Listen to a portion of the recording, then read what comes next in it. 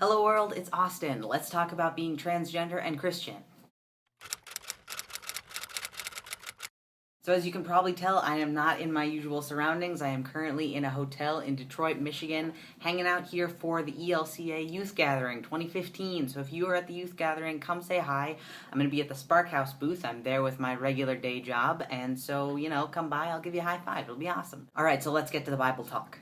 I was reading through Paul's letter to the Philippians the other day, as you do, and I was really struck by something in chapter 4. Paul says in Philippians chapter 4, verse 4, "Rejoice in the Lord always, and again I will say, rejoice." So when I was a little kid, my family had tapes of Bible songs, and there was definitely a Bible song for this specific verse. And so when I read the verse, I immediately started sort of singing it in my head to myself, and I'm starting to think, what does it mean to rejoice?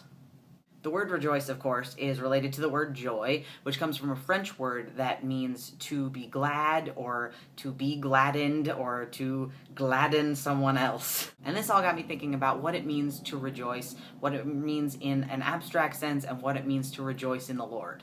Joy doesn't seem to be something that we talk about a lot in the trans community.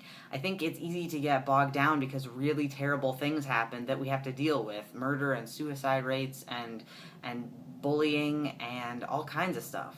It's easy to feel down on days when we're dealing with really bad dysphoria, or we're dealing with people bullying us, or we're dealing with terrible comments levied at us either online or in person. Trans people face a lot of obstacles, and those obstacles sort of build upon each other when you factor in things like race and age and immigration status and even religion. So in the midst of all these problems, where do we get to feel joy? How do we get to feel joy in our own lives, and how do we rejoice in God? Well, let's first talk about what it means to rejoice in our own lives. I was recently introduced to the concept of gender euphoria, and I love it. If gender dysphoria is the sense of anxiety and depression and dissonance between our physical sex and our gender, then gender euphoria is the sense of peace and joy and delight that comes when our bodies and our gender identities match up. But the thing is, often trans folks feel a pressure to focus on the bad things they feel, on the dysphoria, in order to get people to believe that they're really trans. There's this prevailing sense that things have to be really, really, really, really bad in your life before you're allowed to change anything, and that pressure is destructive. People say things like, well, you can't really be trans because you don't seem that depressed, or you can't really be trans because you didn't mind wearing dresses up till a year ago, or in the worst case, well, you can't be trans because you haven't tried to commit suicide or anything, so maybe you can just, tough it out. Basically, this is the equivalent of telling somebody that they don't need glasses just because they don't walk around running into things, even though they can't see what's on the chalkboard in class.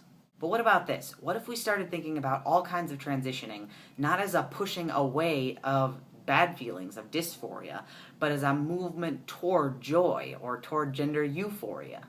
What if trans folks didn't have to prove how bad things were? What if we were just allowed to rejoice in our becoming?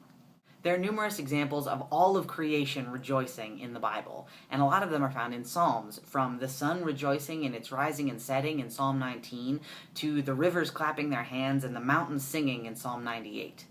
Each part of the world, each part of creation, each part of the universe takes joy in its purpose and in its becoming and in its creation and ultimately in its creator, God.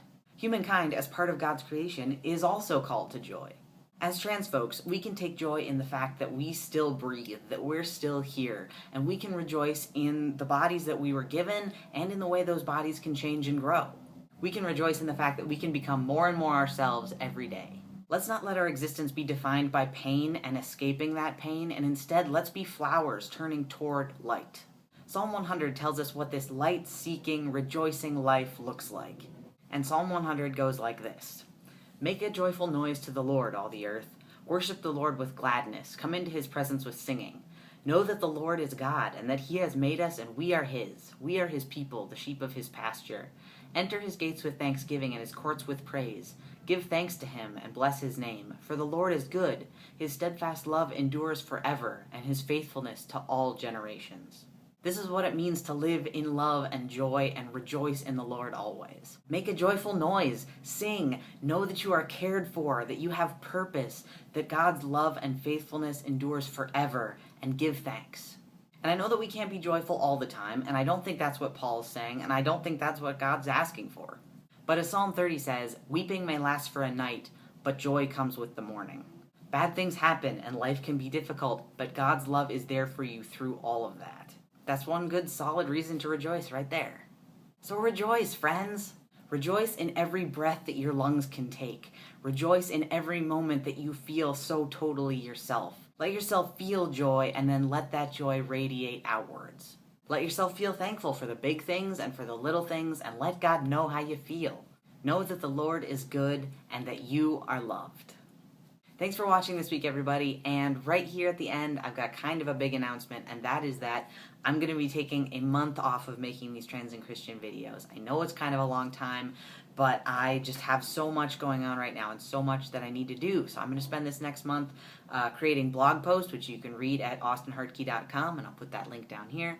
But I'm going to be writing blog posts. I'm going to be submitting things to other publications. I'm going to be creating the basics of some new videos for you guys. So there's a lot going on, and between all this new stuff and my day job, things are pretty crazy. So thanks for understanding. There's going to be a new Trans and Christian video up on August 12th. That's going to be the next new one. So we'll get back going then. Until then, I'm still going to be making my tea updates, and that'll be on my weekend videos. But no new Trans and Christian videos until August 12th. So thanks for understanding, everybody. Once again, if you see me here at the ELCA Youth Conference, come say hi. I definitely want to meet you. And yeah, I hope you're all doing well. We will see you back here this coming weekend, but for a new Trans and Christian on August 12th.